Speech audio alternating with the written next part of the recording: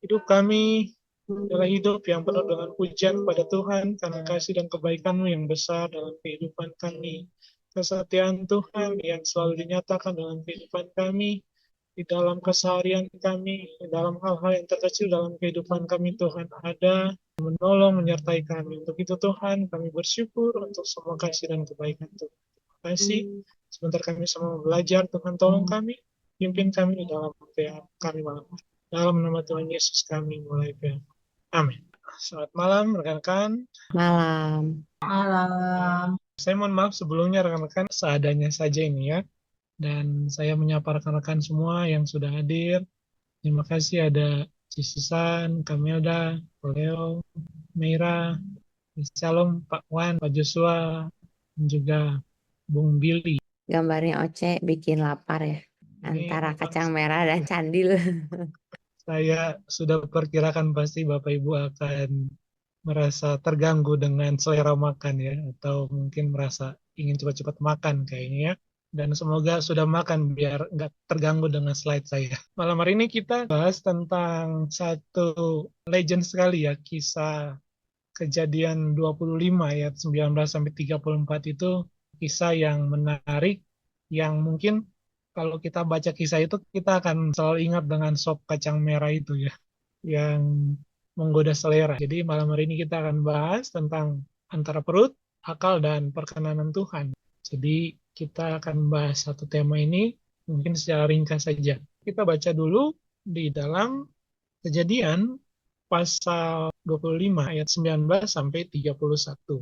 Sudah dapat rekan-rekan Bapak Ibu? Kalau sudah mungkin kita baca bergantian saja, satu orang satu-satu ayat ya. Saya baca pertama ayat 19, nanti bisa dilanjutkan berganti-gantian dengan judul perikopnya yaitu Esau dan Yakub. Ayat 19, inilah riwayat keturunan Ishak, anak Abraham. Abraham memperanakan Ishak. Dan Ishak berumur 40 tahun ketika Ribka anak Betuel orang Aram dari Padan Aram, saudara perempuan Laban orang Aram itu diambilnya menjadi istri. Berdoalah Ishak kepada Tuhan untuk istrinya, sebab istrinya itu mandul.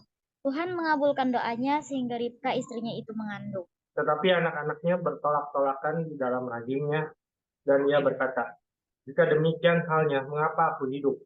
Dan ia pergi meminta petunjuk kepada Tuhan.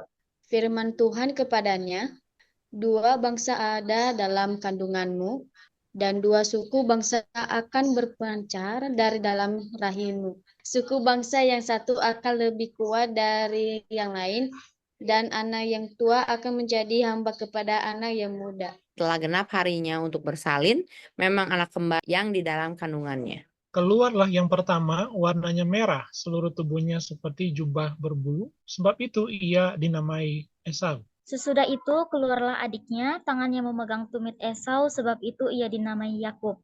Ishak berumur 60 tahun pada waktu mereka lahir.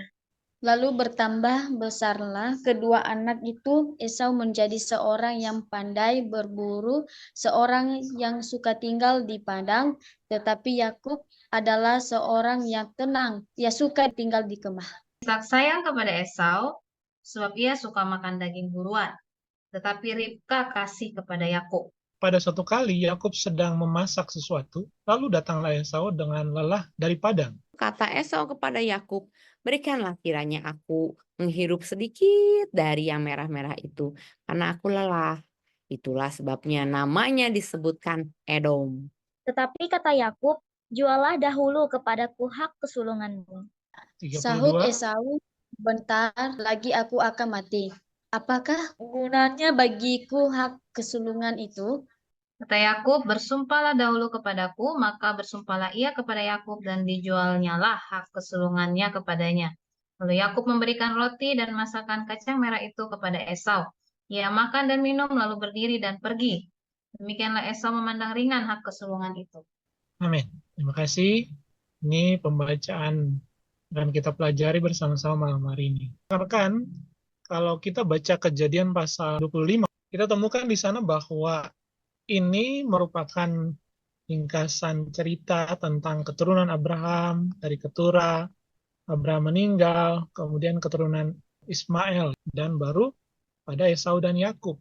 Jadi bagian tema ini menampilkan ringkasan kisah hidup anak-anak Abraham, baik dari Keturah, Hagar, maupun dari Sarah. Kisah singkat ini juga tentang kematian Abraham. Menariknya, kalau kita lihat di bagian terakhir itu menampilkan sesuatu atau suatu gambaran yang kontras di antara keturunan Abraham yang lain dengan keturunan Abraham dari Sarah sebagai keturunan yang dijanjikan. Jadi kalau kita lihat ada semacam kontras di situ, ya, di mana kalau keturunan yang dari Keturah misalnya itu anak-anaknya cukup banyak, ditunjukkan di situ cukup banyak. Kemudian dari Hagar pun begitu, ada 12 raja di sana. Ismail. Nah, yang menariknya Ishak justru tidak memiliki anak, padahal dia yang mewarisi janji. Jadi itu sesuatu yang bagi saya sih mungkin gambaran tentang pergumulan Ishak cukup berat karena dia adalah anak perjanjian yang dimana keturunan dia itu akan disebutkan sebagai bintang di langit dan pasir di laut ya, menggenapi janji yang Abraham terima begitu ya. Padahal sampai usia dia menjelang 60 itu dia belum dapat keturunan. Kalau kita lihat Abraham menunggu untuk memperoleh Ishak itu 25 tahun ya. Tetapi Ishak justru agak turun 20 tahun. Jadi dia menunggu sampai 20 tahun. Jadi ada perbedaan di sana. Dan Ishak dan Abraham punya semacam karakteristik yang sama begitu ya. Mereka menunggu janji Tuhan. Memang Abraham lebih lama 25 tahun, tapi Ishak juga cukup lama. Dia menunggu 20 tahun untuk memperoleh anak dan anaknya kemudian memang langsung kembar, Yakub dan Esau. Dan kita lihat di sini bahwa ini memberikan gambaran tentang bagaimana kehidupan orang percaya atau orang yang hidup dalam perjanjian atau bahkan menerima janji itu sekalipun tidak selalu mulus ya dibandingkan dengan keturunan Abraham yang lain yang nampaknya kehidupannya lancar-lancar saja begitu ya, tidak ada hambatan, semuanya tenang-tenang saja begitu ya. Justru sebaliknya Ishak yang mewarisi janji itu malah nampaknya harus menunggu ya, cukup lama. Bahkan dia harus bergumul dan menunggu begitu ya, menghadapi rasa malu mungkin ya dengan kondisi konteks kehidupan pada masa itu begitu ya. Itu cukup membebani bagi dia sebagai seorang yang menerima janji. Karena ada 3 hal yang saya bagi di sini. Yang pertama adalah kita melihat bahwa doa, penantian, dan jawaban Tuhan itu tepat pada waktunya. Kalau kita lihat di ayat 19 sampai 21, dikatakan di sana bahwa inilah riwayat keturunan Ishak, anak Abraham. Abraham memperanakan Ishak, dan Ishak berumur 40 tahun ketika Ribka, anak Betuel, orang Aram dari Padan Aram, saudara perempuan Laban, orang Aram itu diambilnya menjadi istrinya. Jadi dia nikah 40 tahun, ya. Tapi dia memiliki anak tuh nanti kita lihat 60 tahun, gitu ya. Berdoalah Ishak kepada Tuhan untuk istrinya, sebab istrinya itu mandul. Tuhan mengabulkan doanya sehingga Ribka istrinya itu mengandung. Rekan-rekan perhatikan dengan baik, ketika Ishak menikah dengan Ribka, mereka menikah di umur 40 tahun ya, atau Ishak tentunya 40 tahun. Tapi dia memiliki anak atau anaknya atau Yakub dan Esau itu lahir di umur 60 tahun. Artinya ada waktu yang panjang begitu ya, ada satu rentan waktu di mana dia bergumul terus, berdoa terus, dan menunggu. Ayat 21 dan 20 ini kan kalau kita baca hanya seperti ringkas begitu ya, seperti menyambung. Padahal ini ada jenjang waktu yang sangat panjang sekali ya. Ada jeda waktu sekitar 20 tahun di mana Ishak mungkin bergumul dan berdoa terus sepanjang masa itu begitu ya. Karena bisa bayangkan setelah mereka mewarisi janji itu, tentu saja mereka berharap mereka langsung ya memperoleh keturunan yang banyak begitu, seperti halnya bintang di langit dan pasir di laut. Seorang nafsir ya, dia mengatakan begini, kata yang sama untuk berdoa digunakan dalam Keluaran untuk menggambarkan Musa yang penuh kuasa kepada Tuhan untuk menghilangkan tulah. Jadi berdoa dengan permohonan yang begitu kuat menunjukkan bahwa Ishak dengan sepenuh hati percaya bahwa janji melalui Abraham akan digenapi. Jadi doa dia itu bukan doa yang asal berdoa. Jadi dia berdoa seperti penggambaran di mana Musa berdoa agar tulah, Keluaran pasal 7 sampai 10 itu berhenti. Gambaran doa yang penuh dengan kesungguhan, pengharapan, dan iman, itulah yang dilakukan oleh Ishak begitu ya. Walaupun kita lihat di situ bahwa meskipun dia yang menerima janji, tapi dia punya pengharapan yang cukup kuat untuk menerima dengan iman terus bergumul tentang janji Tuhan. Nah, kita lihat bahwa menarik di sini yang ditulis berdoa memang Ishak ya. Berdoalah Ishak kepada Tuhan untuk istrinya, sebab istrinya itu mandul. Kemudian Tuhan mengabulkan doanya sehingga Ribka istrinya itu mengandung. Kalau kita baca ayat 21 kan, itu tuh 20 tahun kemudian baru Tuhan mengabulkan doanya. Jadi titik koma di situ itu memberikan satu jarak yang sangat jauh sekali tuh ya. Ya, berdoalah Ishak kepada Tuhan untuk istrinya sebab istrinya itu mandul. Mandulnya selama 20 tahun begitu ya. Nah, masuk akhir tahun ke-20 itu baru Tuhan mengabulkan doanya sehingga Ribka istrinya itu mengandung.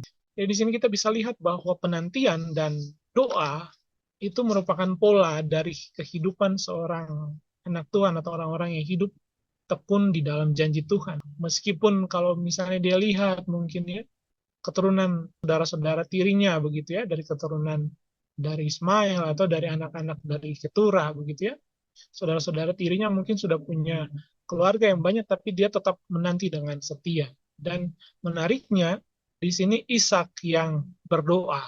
Kalau sekarang kan agak terbalik ya, kalau saudara lihat pendoa di gereja itu justru kebanyakan ibu-ibu gitu ya. Yang sering sekali berdoa, suka berdoa, berpuasa. Bahkan saya percaya kalau di gereja gitu yang dua berantai itu cuman kaum ibu doang, kaum bapak kayaknya nggak tahu ya, mungkin harus bikin dua rantai ala kaum bapak mungkin ini ya, Pak Joshua dan Pak Leo ya. Jadi seperti Ishak, dia justru tampil sebagai seorang pendoa bagi keluarga. Di sini nampaknya dia juga punya iman, punya relasi yang baik, punya spiritualitas yang cukup baik. Dan dia melihat kelemahan, kekurangan istrinya, dia dukung, dia topang. Ya, saya berharap juga menanti sepanjang 20 tahun itu juga bukan hal yang mudah ya. Ini berbeda dengan Abraham ya. Nampaknya Ribka punya mentalitas yang cukup berbeda dengan Sarah ya. Dan dia nampaknya ini ada satu relasi yang cukup baik, hubungan yang cukup baik sehingga baik Ishak maupun Ribka sama-sama memiliki komitmen yang kuat untuk menanti janji Tuhan tanpa serong ke kanan, serong ke kiri. Saya pikir ini satu teladan yang cukup baik, dua orang yang bersepakat, yang saling menopang, yang saling mendukung satu dengan yang lain. Walaupun ada kekurangan di sana. Nah, ini juga realitas yang mungkin seringkali nampak dalam kehidupan orang percaya ya.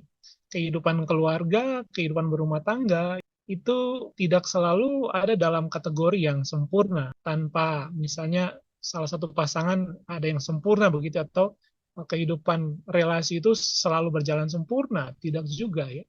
Ada kekurangan-kekurangan di sana dan itu adalah hal yang manusiawi begitu. Tetapi bagaimana kita melihat mungkin ya Ishak dan Ribka ini punya relasi yang baik, bagaimana mereka sama-sama saling mendukung satu dengan yang lain, sehingga hubungan rumah tangga mereka itu tetap kuat, tetap stabil, iman mereka juga tetap saya kira cukup stabil ya, cukup menanti dalam penantian yang panjang itu saya kira luar biasa. Dan ini menggambarkan realitas kita saudara-saudara, kehidupan umat Tuhan terutama keluarga, di dalam keluarga orang percaya, ya mungkin tidak selalu sempurna, ada kekurangan di sana begitu ya. Tetapi yang terpenting adalah respon dari masing-masing pasangan untuk saling mengisi, saling menguatkan, saling menopang, saling mendoakan. Ini nampaknya salah satu pelajaran penting untuk kita lihat bagaimana relasi yang baik untuk kehidupan dalam berkeluarga. Meskipun saya belum berkeluarga, tapi saya harus belajar dari Ishak dan Ribka. Bagaimana menerima kekurangan pasangan, saling mendorong, saling menopang, saling mendukung, dan berjalan bersama-sama itu yang paling penting ya. Saling mendukung dan mereka melalui 20 tahun itu bersama sampai janji Tuhan itu digenapi. Ini sesuatu yang sangat baik yang mungkin kita bisa pelajari bersama. Bagaimana relasi antara kedua orang ini. Kemudian yang kedua, kita bisa melihat bahwa nubuatan Tuhan dan keadaan manusia itu seperti semacam paradoks yang kemudian ada di dalam kelahiran Yakub dan Esau.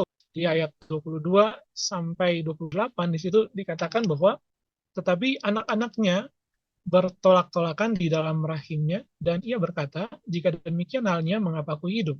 dan ia pergi meminta petunjuk kepada Tuhan. Ayat yang ke-22 ini adalah doa dari Ribka. Kalau yang pertama, ayat 21 itu doa dari Ishak kepada Ribka. Ya, saya baca sekali lagi ya. Berdoalah Ishak kepada Tuhan untuk istrinya sebab istrinya itu mandul. Tuhan mengabulkan doanya sehingga Ribka istrinya itu mengandung. Kemudian ayat 22, tetapi anak-anaknya bertolak-tolakan di dalam rahimnya. Ayat 22 ini mengindikasikan kepada Ribka. Dan ia atau Ribka di sini berkata, jika demikian halnya, mengapa aku hidup?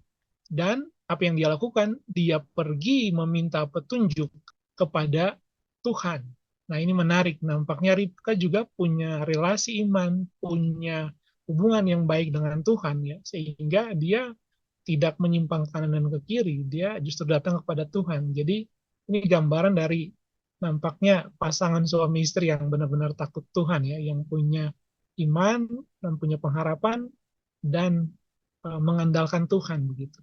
Ayat yang ke-23, firman Tuhan kepadanya, dua bangsa ada dalam kandunganmu dan dua suku bangsa akan berpencar dalam rahimmu. Suku bangsa yang satu akan lebih kuat dari yang lain, dan anak yang tua akan menjadi hamba kepada anak yang muda. Perhatikan, anak yang tua menjadi hamba kepada anak yang muda. Setelah genap harinya untuk bersalin, memang anak kembar yang di dalam kandungannya. Keluarlah yang pertama, warnanya merah, seluruh tubuhnya seperti jubah berbulu, sebab itu ia dinamakan Esau. Sesudah itu keluarlah adiknya, tangannya memegang tumit Esau, sebab itu ia dinamai Yakub.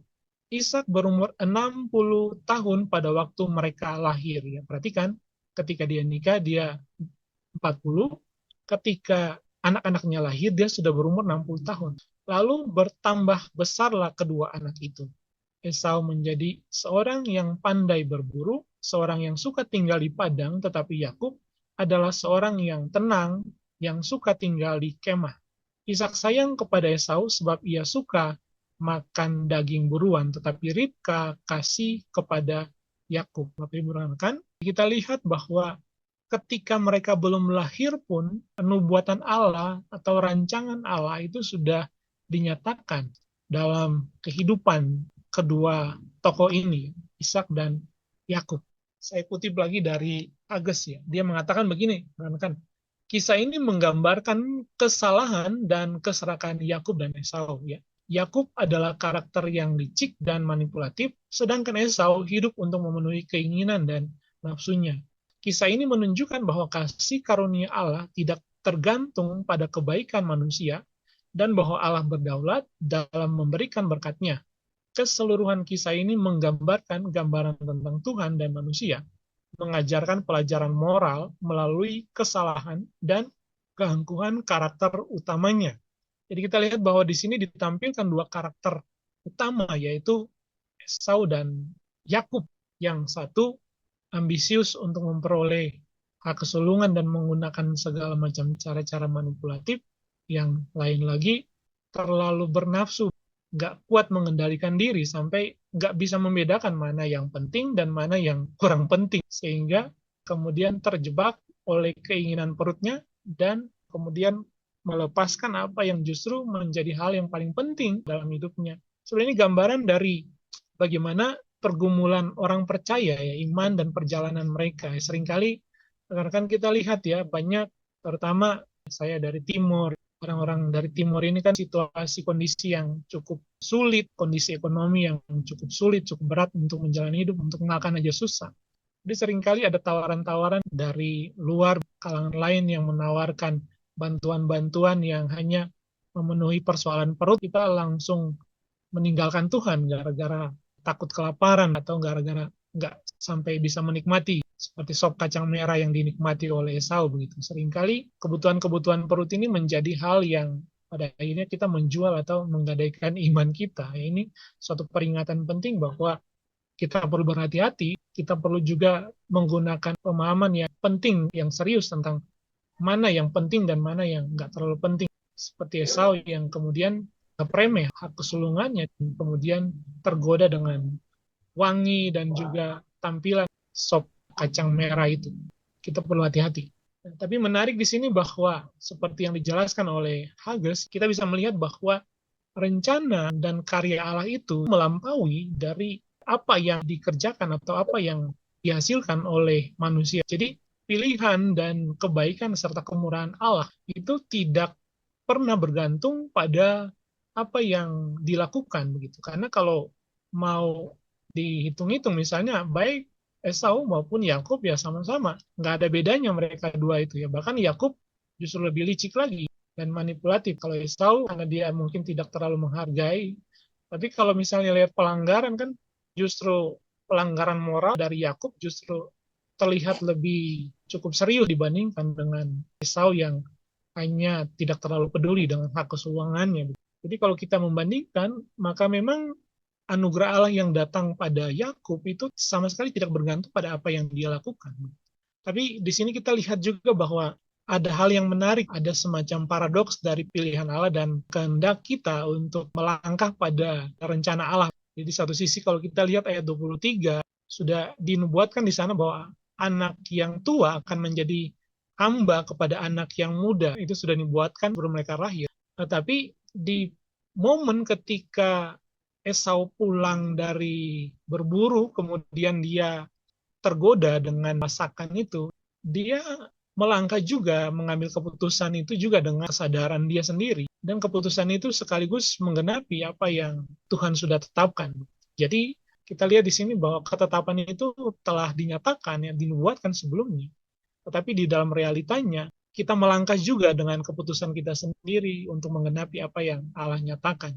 Ini kita lihat, dan kemudian berkaitan dengan pilihan atau berkaitan dengan anugerah, kita lihat sama sekali bahwa tidak ada andil atau kebaikan atau kemurahan atau yang bisa dilakukan semata-mata karena anugerah Allah. Itu sebabnya kalau berbicara tentang bagaimana orang-orang pilihan dipanggil, dikasih anugerah, sekali lagi ya, seperti yang Rasul Paulus berkali-kali katakan, ya bukan karena kebaikan kita di Efesus pasal 2 itu ya, kita diselamatkan semata-mata karena iman kepada Kristus, bukan karena hasil usaha, pekerjaan kita, atau kecakapan kita, dan lain sebagainya. Satu lagu yang bagus dari teolog saat itu, Ibu Rahmiati Tanujaja, mungkin juga saudara sudah sering dengar. Semua karena anugerahnya diberikan kepada kita, semua anugerahnya bagi kita, biar kita dipakainya. Syair pertamanya itu kan, bukan karena kecakapan, bukan karena kebisaan, bukan karena kepintaran, ya, bukan karena kita. Jadi kasih dan anugerah Tuhan itu dinyatakan bukan siapa kita, tetapi Allah di dalam kasih dan kemurahannya lah. Begitu. Nah, itu sebabnya itu yang membedakan kekristenan dari keyakinan atau agama yang lainnya, di mana anugerah itu dinyatakan bahkan bagi orang-orang yang menjadi musuh, orang-orang yang berdosa yang memang tidak layak untuk menerima. Di sini kita lihat bahwa anugerah dan ketetapan Allah itu melampaui apa yang kita dapat lakukan. Kasihnya itu tak terbatas, luar biasa sekali, ya. Tidak dapat dimengerti. Ini juga hampir sama ya. Saya baca ayat ke-29 ya. Pada suatu kali Yakub sedang memasak sesuatu, lalu datanglah Esau dengan lelah dari padang. Jadi seringkali masa-masa di mana kita kehilangan akal sehat. Ada situasi-situasi atau kondisi atau keadaan tertentu yang membuat kita kehilangan akal sehat. Ketika kita marah, kita sementara emosi, kita sementara bergembira, atau kita lelah dan capek badan. Nah, itu seringkali membuat kita tidak mampu untuk mengambil keputusan dengan akal sehat. Orang kalau sementara marah, itu seringkali mengambil keputusan yang bodoh. Sama, kalau dia terlalu bergembira atau sementara dalam kondisi bergembira, seringkali juga mengambil keputusan yang terlalu cepat sehingga keputusannya itu tidak rasional, ya, yang akan merugikan dia sendiri. Sama halnya dengan Esau, ketika dia pulang dari berburu dari padang, capek, lelah, pengen istirahat, lapar, udah lari ke sana ke sini, seringkali kebutuhan yang mendadak itu akhirnya membuat dia tidak mampu lagi untuk berpikir secara rasional tentang hak kesulungan begitu ya. Padahal kalau kita lihat dalam konteks kebudayaan mereka pada zaman itu, hak kesulungan itu sesuatu yang tidak bisa dijual karena itu hanya milik dari anak laki-laki yang pertama begitu, yang berkat yang diturunkan gitu. Nah, itu sesuatu yang tidak dipertimbangkan dengan baik sehingga dia kemudian tergoda semangkok sup yang merah-merah itu, kemudian dia tergoda dan menjual hak kesulungan. Ya. Kemudian Kita lihat di situ ya. Jadi dia tergoda dan kemudian sebentar lagi aku akan mati. Apakah gunanya hak tunggangan itu? Nah, ini juga sesuatu yang nampaknya dia sudah tidak mampu lagi. Ini kan kalau kita lihat ya, pernyataan itu sebenarnya pernyataan yang menggambarkan seorang yang yang tidak memiliki pertimbangan yang matang begitu ya. Kalau secara psikologis kan dia udah pengen sesuatu, pengen banget gitu ya, sehingga udah aja lu nggak usah banyak bacot lah gitu ya. Pokoknya gua nggak perlu dengan itu ya. Sebentar lagi gua mau mati. Yang penting gue pengen itu gitu. Jadi kalau seorang udah pengen sesuatu, dia udah nggak memusingkan diri lagi untuk mempertimbangkan akal sehat dia tentang sesuatu yang jauh lebih penting gitu ya. Nah itu seringkali juga menjadi peringatan bagi kita ya. Seringkali kita kalau punya satu keinginan ya, dan itu sudah menggebu-gebu sekali, seringkali itu kita bisa nggak peduli dengan yang lainnya. Pokoknya yang penting gue harus dapat gitu kan. Sama seperti Esau gitu, saking dia pengennya begitu ya. Jadi udah apa gunanya itu hak kesulungan ya. Yang penting gue mau makan itu yang merah-merah dan wangi-wangi itu begitu ya. Nah, sehingga dia melakukan satu kesalahan yang membuat dia nanti di kemudian hari sangat menyesal gitu ya. Lalu kata Yakub, bersumpahlah dahulu kepadaku, maka bersumpahlah ia kepada Yakub dan dijuallah hak kesulungannya kepadanya. Yakub memberikan roti dan masakan kacang merah itu kepada Esau. Ia makan dan minum lalu berdiri dan pergi. Demikian Esau memandang ringan hak kesulungan itu ya. Nah, jadi yang ketiga itu selaraskan perut, akal dan iman ya. Jadi saudara rekan-rekan jangan terburu-buru ya untuk mempertimbangkan hal-hal yang penting ya. Apalagi hanya berkaitan dengan perut begitu. Seringkali itu menjadi problem ya yang tidak mampu kita kendalikan begitu dan kita mengorbankan hal-hal yang lebih utama dan lebih penting begitu ya. Nah, itu menjadi pelajaran penting bagi kita. Memang ada beberapa hal lain yang tadi juga saya sudah sampaikan. Nampaknya di ayat 28 ya, Ishak sayang kepada Esau sebab ia suka makan daging buruan ya, tetapi Ribka kasih kepada Yakub. Nah, nampaknya ini meskipun dua orang ini ya, Ishak dan Ribka memiliki relasi yang baik, punya hubungan yang baik dengan Tuhan, juga sama-sama punya komitmen iman yang kuat untuk menjalani kehidupan dalam berkeluarga ya. Tapi nampaknya setelah mereka punya anak, mereka nampaknya masing-masing tuh punya anak kesayangan sendiri begitu ya.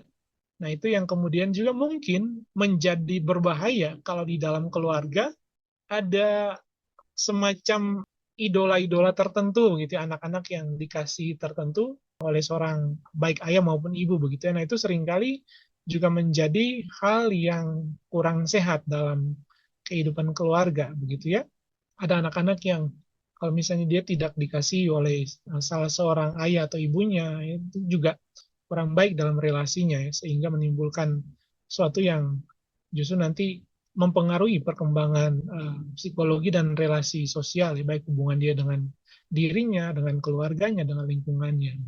Dan nampaknya ini juga yang sudah mulai nampak dari sini ya, karena sudah ada gap di antara Ishak yang juga sama ya. Nampaknya saya kira Ishak kan sayang kepada Esau dengan satu alasan, kenapa? Dia suka memakan daging buruan ya. Jadi sayangnya itu bukan relasi yang berdasarkan kasih yang normal begitu ya, tetapi karena berdasarkan urusan perut juga begitu, karena dia ada doyan makan daging begitu ya, sehingga dia lebih suka dengan anaknya yang sering menyediakan daging. Ribka mungkin cenderung menunggu penggenapan Allah tentang hak kesulungan yang akan diperoleh oleh Yakub, sehingga dia cenderung mengasihi Yakub. Dan mungkin saya kira secara psikologis anak bungsu itu cenderung dekat dengan mamanya. Mungkin karena Yakub juga tidak pernah keluar ya. Dan kalau di rumah kan ya paling dekat juga paling dengan Ribka saja, dengan ibunya, urusan dapur begitu. Jadi nampaknya kedekatan psikologis ini yang membuat ada gap di antara Ishak dan Ribka ya.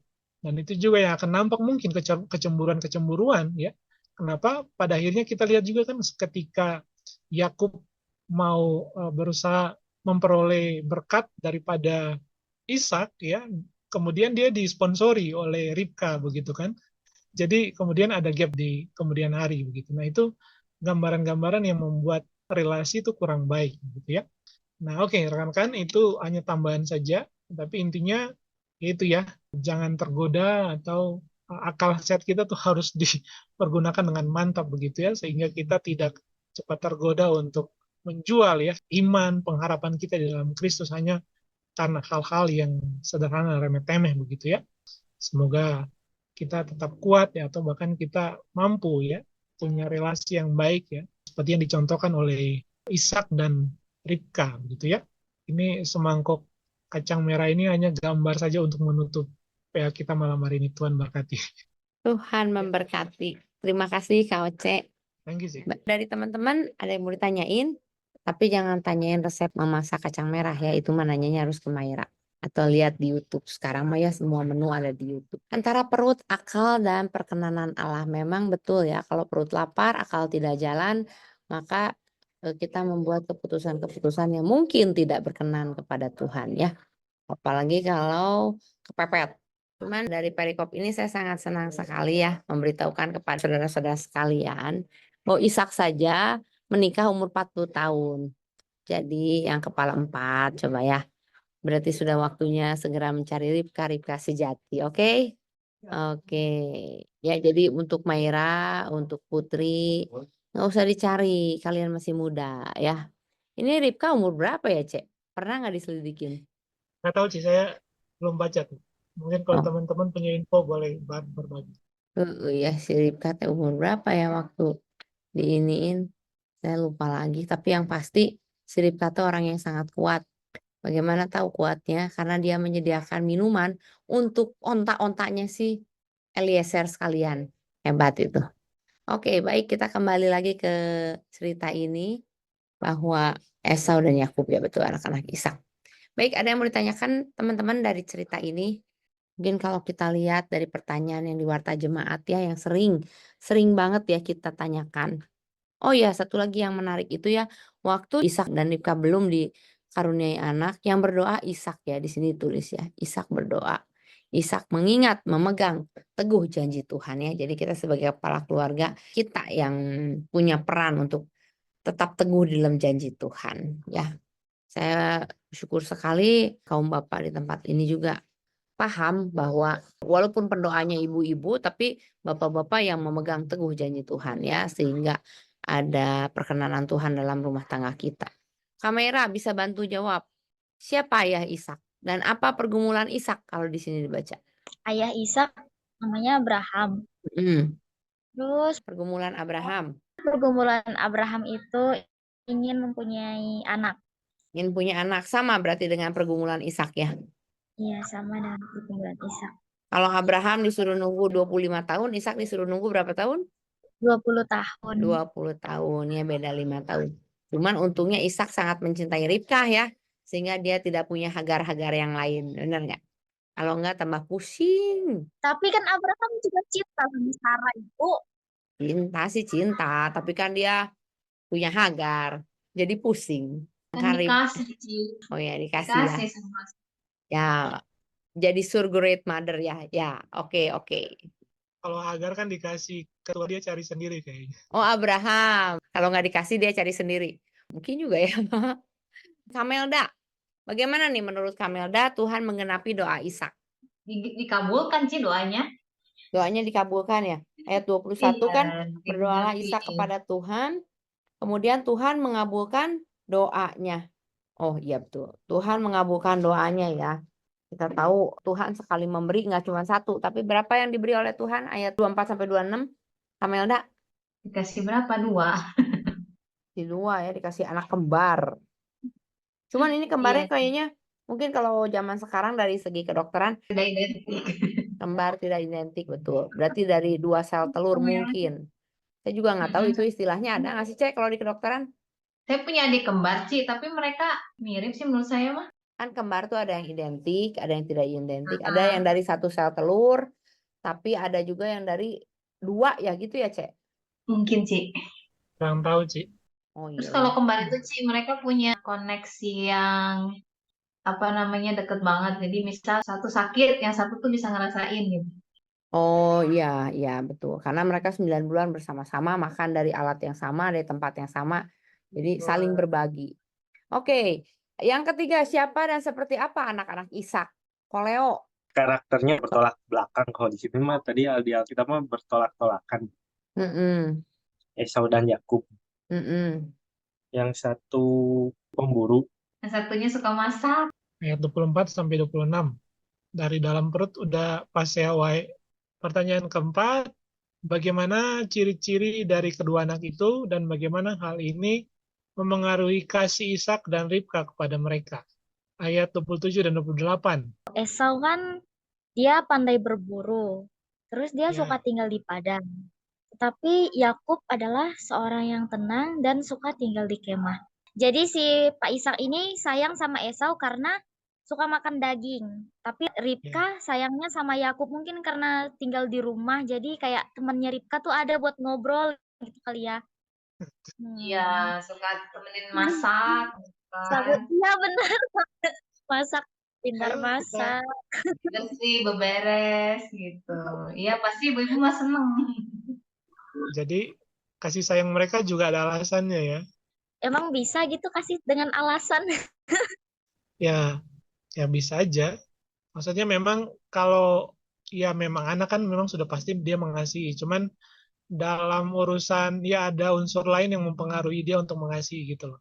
Jadi yang satu mungkin karena dia punya selera makan atau suka untuk menikmati hewan buruan, daging. Kalau yang satu ya mungkin itu karena kan yang tadi saya bilang kan kalau anak bungsu kan umumnya dekat dengan ibu biasanya ya. Dia kan nggak kemana-mana biasa.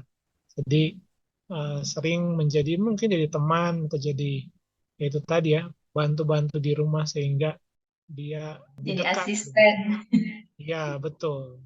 Jadi asisten ibu dapur gitu ya. Pantesan dia pintar masak begitu kan? Kayaknya jangan-jangan Iya, siapa? makanya. Yakub ini juga koki yang hebat tuh. Karena kan Esau pas waktu pulang kan cium wanginya itu kan, berarti dia kayaknya juga hebat masak. Ya, jari mamanya mungkin, Kak Oce. Iya, pasti tinggal di rumah terus jadi pasti ilmunya ketransfer. Oke, selanjutnya bagaimana kondisi Esau dan apa permintaannya? Ayat 29 dan 30.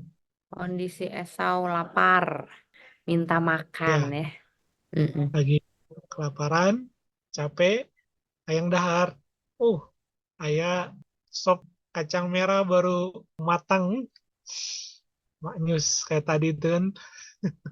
Itu tuh bernebon ya, Kak Oce. Mantap, mantap. Iya, itu mah cuma ilustrasi aja Kamelda, nggak mungkin mungkin kacang merahnya beda. Enggak, maksudnya sop kacang merah itu berarti kayak bernebon kali ya. Ya nampaknya begitu. Pakai daging. Nah, kan kalau kalau misalnya kalau es, maksudnya kan ada juga nih buat es gitu kan, berarti kan nggak wangi. Iya, kalau yang Kalau wangi tuh dimasak gitu, Kak Oce. iya Masak. dimasak pakai daging, pakai kari gitu kan, kayaknya. Jadi pengen makan Brenebon ya, Kamelda ya. Saya juga Iya, pengen. aduh, kangen. Udah lama. Ya, oke kita lanjut. Apa syarat yang diajukan oleh Yakub? 31, Tukeran antara makanan dengan hak kesulungan. tukeran, sembari bersumpah ya. Nah, bagaimana reaksi Esau? Dan kesalahan besar apa yang telah ia perbuat? Reaksi Esau, oke, kita tukeran. Kesalahannya adalah ketika dia tidak tahu apa yang dia perdagangkan. Ya, betul sekali. Jadi, dia menukar sesuatu yang berkaitan dengan masa depan dia, begitu ya. Berkat yang seharusnya dia terima, berkat kesulungan, justru menjadi hilang gara-gara dia tergoda untuk hanya menikmati sekap kacang merah itu ya. Kemudian, apa pesan yang Allah sampaikan kepada Anda? Jadi ini bersifat pribadi. Ketika rintangan muncul atau kelelahan melanda, apa yang harus kita waspadai? Membuat keputusan yang salah. Buat keputusan yang salah. Betul sekali. Nah, kemudian yang kedua, apa saja sikap yang dapat mengundang bencana dan penyesalan? Bagaimana kita dapat menghindarinya? Billy, Kak Jenny, silakan. Bang Sikap Billy. gegabah, menghindari sikap gegabah. Ya, sikap yang gegabah. Iya, tanpa pikir panjang. Betul sekali. Walaupun lapar tapi tetap bisa harus berpikir panjang. Ya, Usahakan jangan telat makan Kak Oce, biar nggak salah ambil keputusan. Kalau capek Plus nggak istirahat, kena mah lagi. selesaiin. Iya betul, Ci. Nggak kena GERD. Apalagi karena kelaparan belum sampai rumah, akhirnya ini ya, ada jambunya tetangga. Waduh, gawat nanti gitu. Oke, kemudian apa yang semestinya kita lakukan ketika kita melihat saudara seiman kita sedang lelah dan lemah? Nanti makan kue balok aja, suruh datang hari Minggu. Oke, coba dari Kamelda nih kira-kira apa nih yang kita lakukan? Kalau ada teman yang lagi suntuk gitu, Ci, Ya, lagi lemah dan lelah. lagi lemah kita kuatkan. Kalau lagi sedih kita hibur, ajak berdoa. Cuman kadang orang kalau lagi gitu tuh, Ci, suka mempan gitu kalau kita nasihatin tuh. Jadi lebih ke empati kali ya. Ya sekalian juga kita bantu doa gitu, Ci. Kalau bisa bantu dana boleh. Tapi menarik ya, rekan-rekan kalau lihat ya, Ishak dan Ribka itu berdoa pada saat mereka bergumul doang. Betul nggak sih? Memang nggak ada tulisan sih ya, tapi setelah mereka punya anak, nampaknya keseriusan untuk berdoa itu nampaknya mungkin nggak tercatat ya, tapi menghadapi persoalan-persoalan yang ada tuh nampaknya mereka tuh tidak seperti mencari Tuhan ya. Tidak tertulis memang, tapi ini hanya semacam asumsi saja karena memang tidak terlihat memang dari gambaran yang diberikan Alkitab. Itu juga mungkin menjadi kelemahan ya seringkali kalau kita apa ya yang tadinya bergumul untuk mendapat sesuatu, kemudian ketika kita sudah mendapatkannya seringkali kita menjadi kurang perhatian juga atau kurang waspada ya. Nah, itu juga mungkin menjadi pelajaran juga yang kita bisa tarik dari pelajaran kita malam hari ini. Tadi sudah ya menguatkan, mungkin mendoakan juga ya, bisa. Nah, apa respon Anda pada waktu Anda berbuat salah secara tidak sadar dan ada teman Anda yang menegur Anda? Bagaimana Anda akan menyikapinya? Mungkin awalnya mah kayak marah nggak terima kali ya. Ya, itu normal ya. Ya, pasti ya manusiawi lah kalau kita rada-rada bete, tapi apa kita bilang juga teguran yang nyata ya, itu bentuk kasih ya daripada apa sesuatu yang diselubungi dengan hal-hal yang seolah baik tapi tidak membangun, tidak apa menggerakkan kita untuk menyadari kesalahan itu juga sesuatu yang sangat berbahaya begitu ya. Jadi sensitivitas untuk kita meresponi teguran itu juga memang perlu begitu. Nah, kemudian yang terakhir bagaimana Anda akan secara konkret menunjukkan kasih yang adil dan penuh pengertian kepada sesama. Kasih yang adil berarti ketika kita melihat yang lemah dan lelah, apa nih yang mau kita lakukan? Tapi harus secara adil ya, terus penuh pengertian juga. Kadang-kadang tidak semua orang dia terlihat lelah dan lemah, bantuannya itu bersifat sama.